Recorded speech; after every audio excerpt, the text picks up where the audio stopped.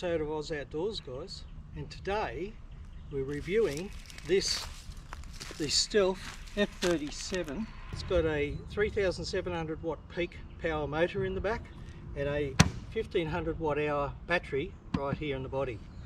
It is a 2-speed. Clicking here with your heel for high gear, clicking here on the other side gives you your low gear. Low gear, good for up to around 20 kilometers per hour, and the high gear is good for up to about 40 kilometers per hour. That's as good as you'll get out of that. But what's the top speed of the bike?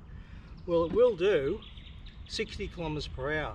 In fact, on the flat I've got it to 63, so around about 60 is what they quote. The range on this bike is around about 60 kilometers. Now, the suspension, it does have a linear rate spring in the back, whereas the early models have a progressive rate.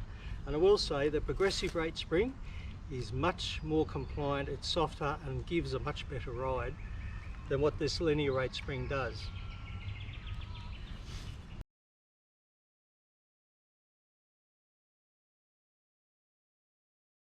Let's talk about my bag here for a minute and this rack. So this rack here is a toe peak high lift rack, or a high rack. I think they call it type A. Now this one, being a higher up, gives the clearance you need between here and a tyre based on the travel. Remember, these bikes with the bigger 27.5 inch wheels do have less travel than the early Gen 1 bikes, which only had 24 inch wheels. In here, this is your gap with this particular rack.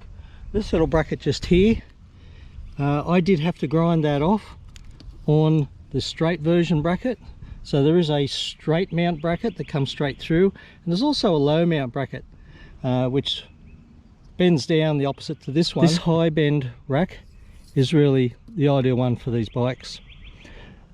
With this bag, fantastic bag. I do have bolts in here bolting this bag onto the rack because out here in the Australian bush and some of these tracks, a little bit of rough terrain, I did find that the retaining clip here, and there is a grooved track system that this bag slides into underneath here, that did not hold the bag securely. So I've actually bolted the bag to the rack and now not a problem at all. So I've got a full battery, beautiful day right here in Australia, 22 degrees.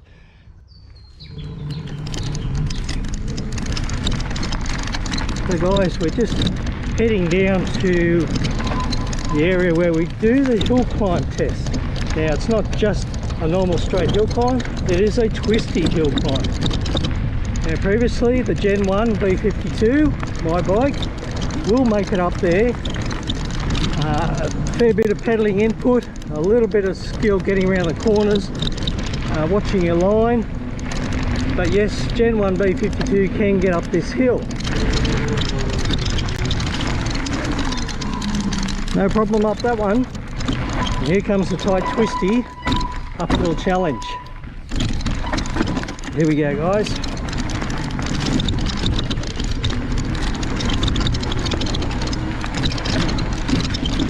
Good so far. No problem there. It's not hard yet. About to hit the really tight twisty bit. Can we do it? Here we go, here's the hardest bit.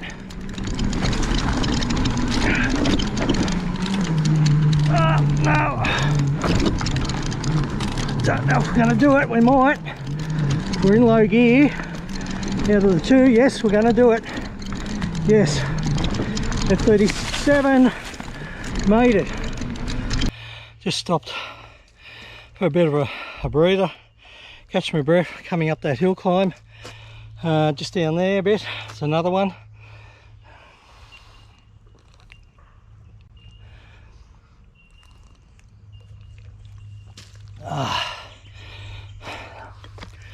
Alright, so once again the rear bag, what a beauty, carry all sorts of gear. Now I normally carry all the gear to change a rear tube on my Stealth Generation 1 B52, which has a 24-inch wheel. Now this one has 27.5, and because this is a test bike, it is not mine, I don't actually have a spare 27.5 tube with me today. I do have a very skinny 24-inch tube, which, stretching it like a giant rubber band, who knows, maybe it could inflate the tyre. I'm not too confident about it, but I'd give it a go if I actually had to. Anyway, let's get back on the track and head out to the really nice but secret stealth testing grounds. I will say the progressive rate spring and the rear shock is so much better than this linear rate one. If I owned this bike, I would be swapping that out. Here we go. Once again down that drop off. Here's the first of 2 drop offs. Not bad, a little bit of locking up the back brake. Easy to do, by the way, these awesome brakes.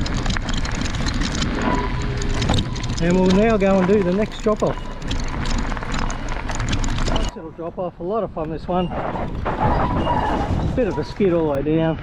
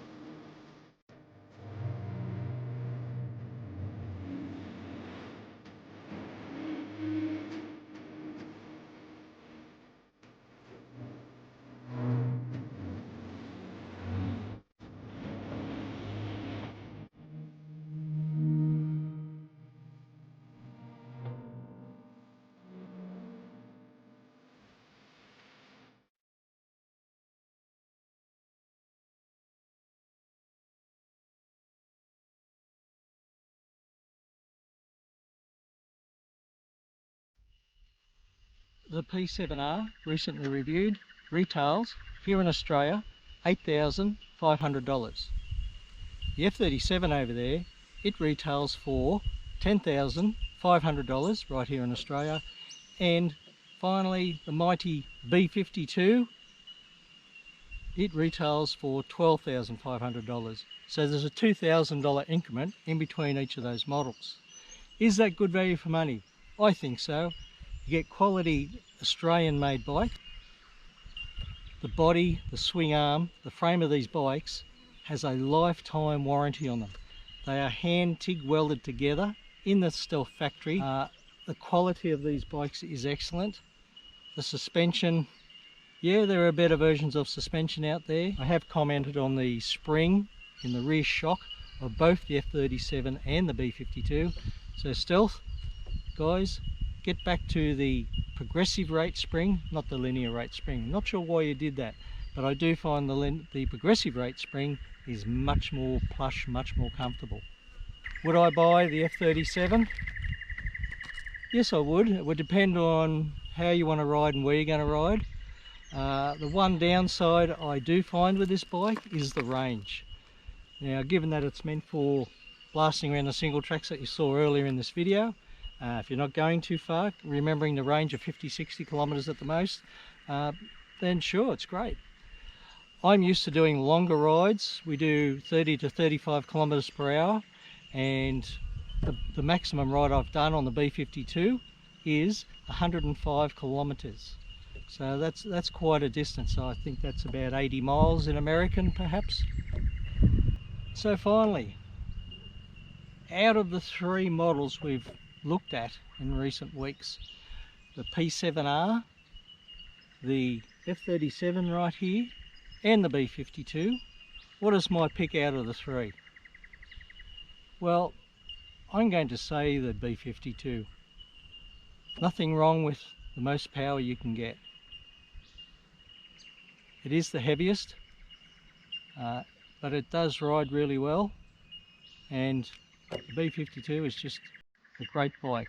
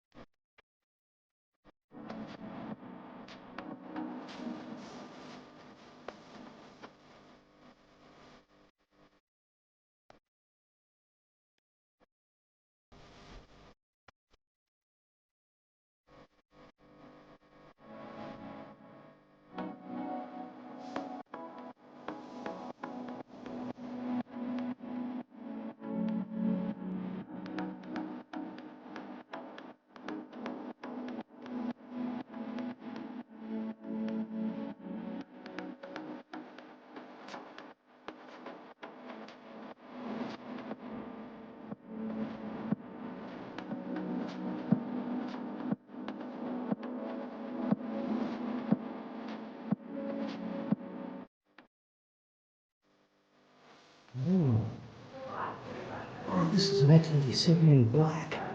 Black F37. And the white F37 we just tested.